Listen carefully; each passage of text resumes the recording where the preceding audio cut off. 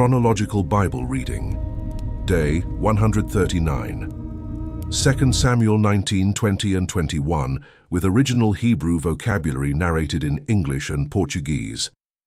In 2 Samuel 19, the victory over Absalom turns into mourning, and Joab must rebuke the king himself to save the army. David returns to the Jordan escorted by rival tribes. Shimei begs forgiveness, Mephibosheth defends his loyalty, and Barzillai, 80 years old, refuses Jerusalem's privileges and sends his son Chimham in his place. The chapter ends in a tribal quarrel. Israel accuses Judah of stealing the king, seeds of the coming split.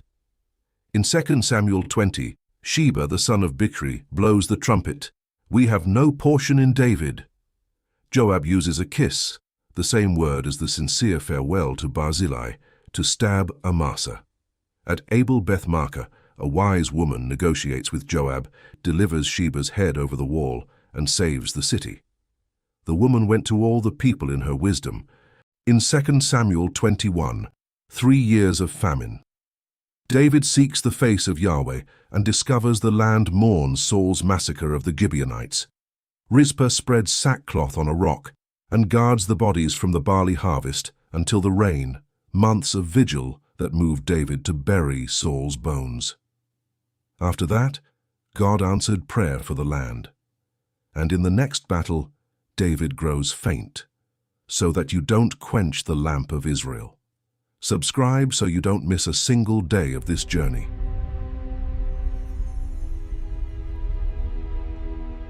Second Samuel, chapter 19. Joab was told, "Behold, the king weeps and mourns for Absalom." The victory that day was turned into mourning among all the people, for the people heard it said that day, "The king grieves for his son." The people sneaked into the city that day, as people who are ashamed steal away when they flee in battle. The king covered his face, and the king cried with a loud voice, "My son Absalom, Absalom, my son, my son."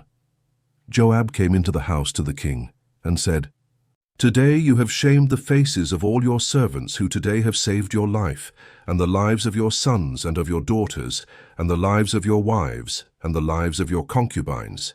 In that you love those who hate you and hate those who love you. For you have declared today that princes and servants are nothing to you. For I perceive that if Absalom had lived and all we had died today, then it would have pleased you well. Now therefore arise. Go out and speak to comfort your servants. For I swear by Yahweh, if you don't go out, not a man will stay with you this night, and that will be worse for you than all the evil that has happened to you from your youth until now." Then the king arose and sat in the gate. The people were all told, "Behold, the king is sitting in the gate." All the people came before the king. Now Israel had fled every man to his tent. All the people were at strife throughout all the tribes of Israel, saying, "The king delivered us out of the hand of our enemies, and he saved us out of the hand of the Philistines. And now he has fled out of the land from Absalom. Absalom, whom we anointed over us, is dead in battle. Now therefore, why don't you speak a word of bringing the king back?" King David sent to Zadok and to Abiathar the priests, saying, "Speak to the elders of Judah, saying, Why are you the last to bring the king back to his house, since the speech of all Israel has come to the king, to return him to his house? You are my brothers. You are my bone and my flesh. Why then are you the last to bring back the king?" And say to Amasa, "Aren't you my bone and my flesh? God, do so to me, and more also, if you aren't captain of the army before me continually instead of Joab."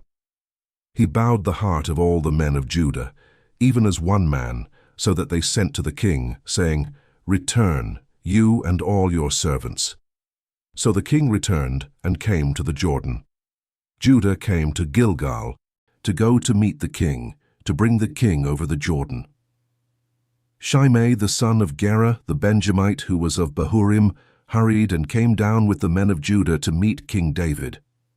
There were 1,000 men of Benjamin with him, and Ziba, the servant of Saul's house, and his 15 sons and his 20 servants with him, and they went through the Jordan in the presence of the king.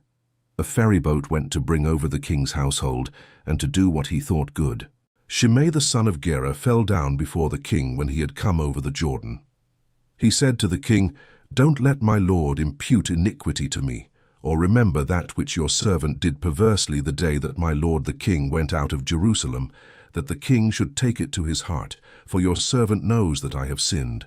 Therefore, behold, I have come today as the first of all the house of Joseph to go down to meet my lord the king." But Abishai the son of Zeruiah answered, "Shouldn't Shimei be put to death for this, because he cursed Yahweh's anointed?" David said, "What have I to do with you, you sons of Zeruiah, that you should be adversaries to me today? Shall any man be put to death today in Israel? For don't I know that I am king over Israel today?" The king said to Shimei, "You will not die."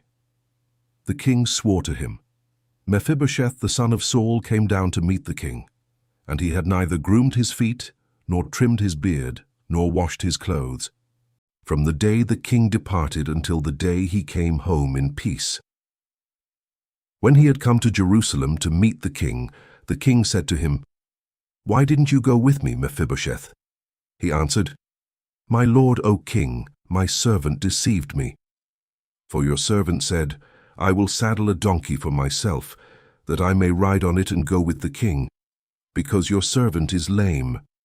He has slandered your servant to my lord the king, but my lord the king is as an angel of God.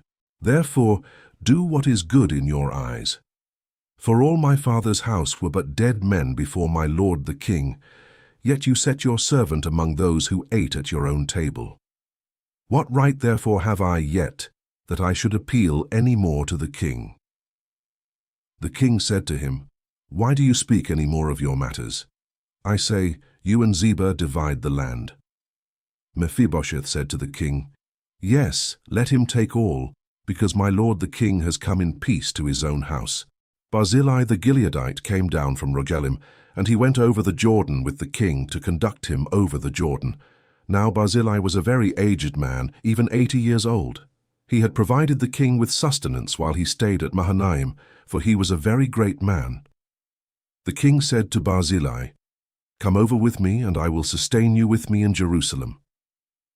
Barzillai said to the king, "How many are the days of the years of my life, that I should go up with the king to Jerusalem? I am 80 years old today. Can I discern between good and bad? Can your servant taste what I eat or what I drink? Can I hear the voice of singing men and singing women any more? Why then should your servant be a burden to my lord the king? Your servant will just go over the Jordan with the king. Why should the king repay me with such a reward? Please let your servant turn back again, that I may die in my own city, by the grave of my father and my mother. But behold your servant Chimham. Let him go over with my lord the king, and do to him what shall seem good to you."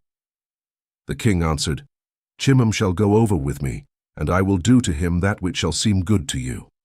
Whatever you request of me, that I will do for you." All the people went over the Jordan, and the king went over. Then the king kissed Barzillai and blessed him, and he returned to his own place. So the king went over to Gilgal, and Chimham went over with him. All the people of Judah brought the king over, and also half the people of Israel. Behold, all the men of Israel came to the king, and said to the king, "Why have our brothers, the men of Judah, stolen you away, and brought the king and his household over the Jordan, and all David's men with him?" All the men of Judah answered the men of Israel, "Because the king is a close relative to us. Why then are you angry about this matter? Have we eaten at all at the king's cost, or has he given us any gift?" The men of Israel answered the men of Judah and said, "We have 10 parts in the king, and we have also more claim to David than you. Why then did you despise us, that our advice should not be first had in bringing back our king?" The words of the men of Judah were fiercer than the words of the men of Israel. 2 Samuel chapter 20.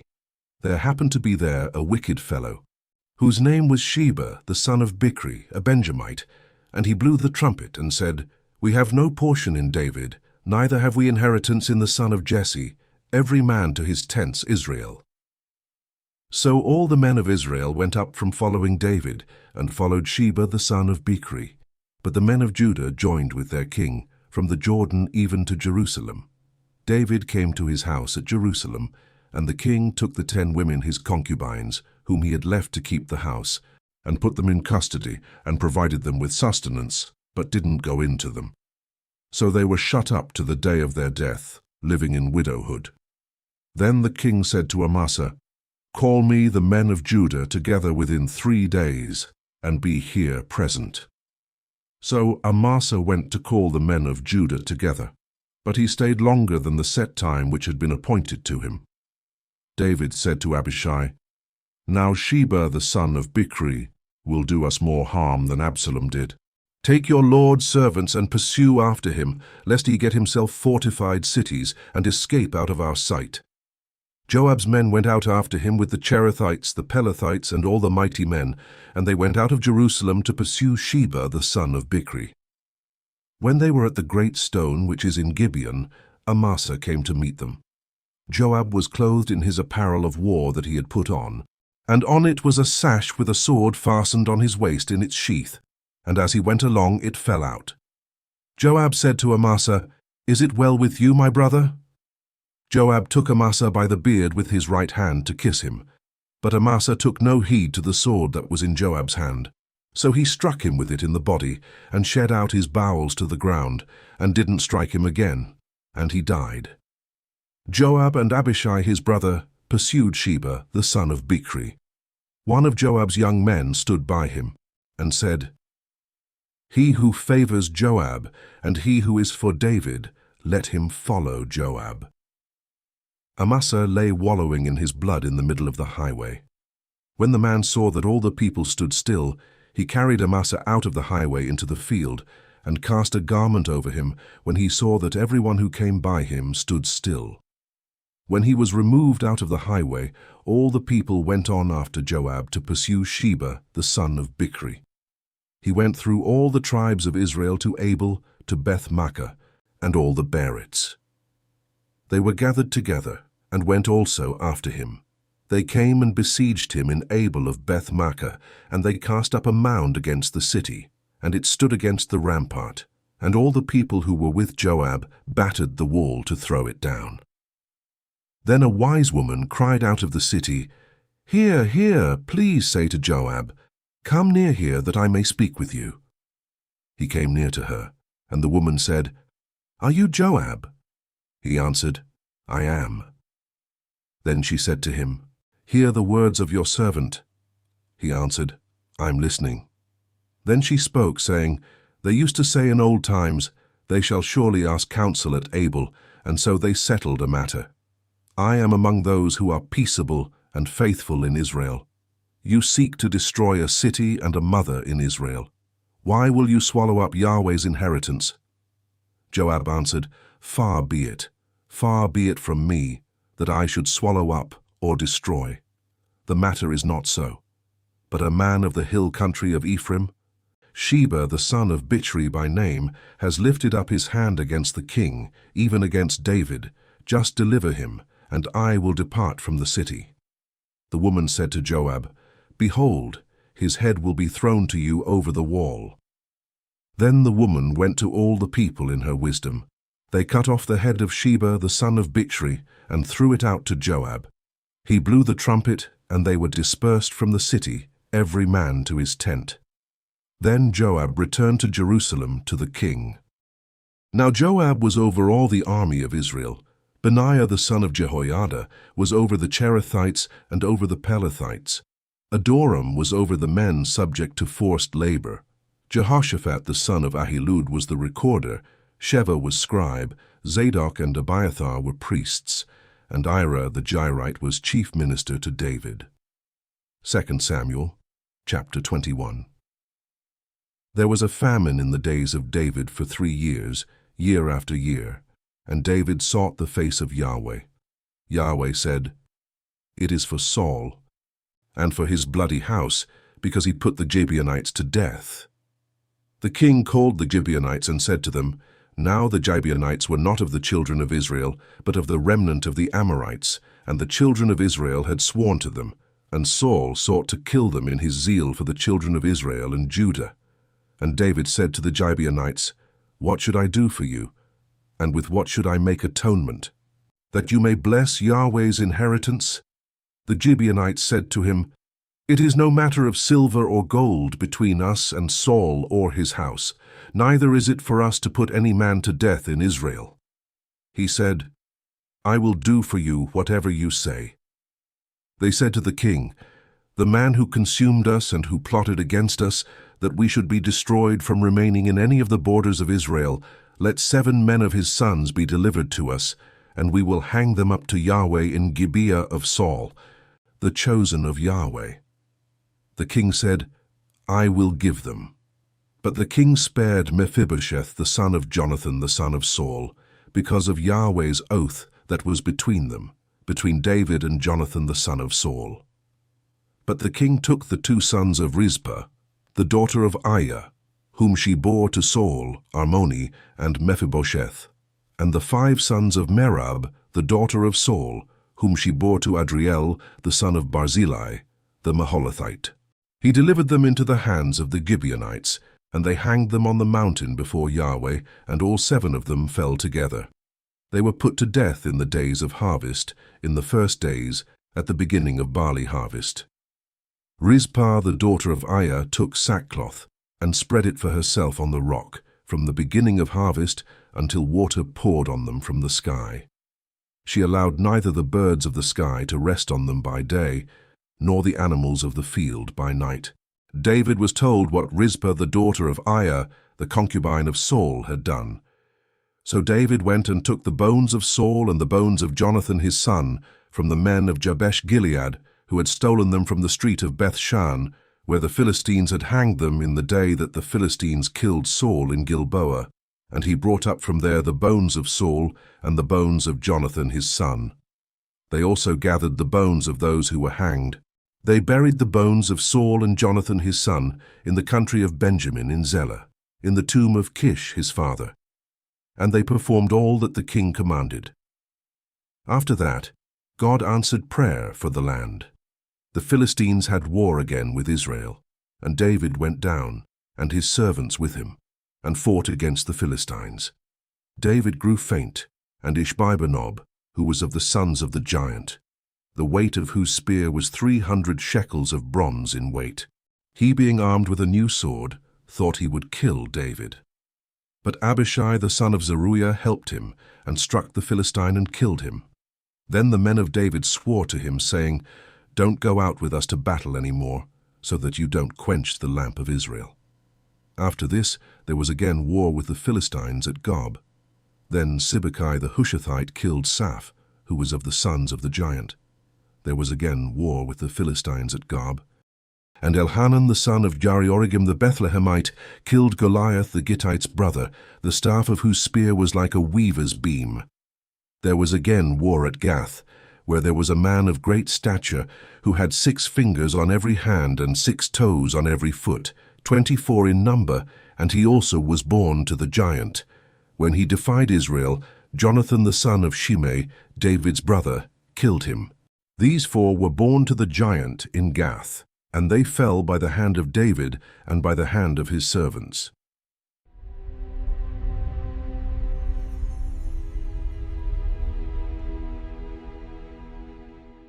We close here day 139 of our journey through the Word. In 2 Samuel 19, 20, and 21, we follow David's troubled return to Jerusalem, the mourning Joab forbids, Barzillai's loyalty at the Jordan, the tribal rivalry between Israel and Judah, Joab's treachery against Amasa, the wise woman who saved Abel by delivering Sheba's head, the judgment on Saul's house that Rizpah guards with sackcloth on a rock, and David growing faint in battle, the lamp of Israel nearly quenched. Day 139 complete.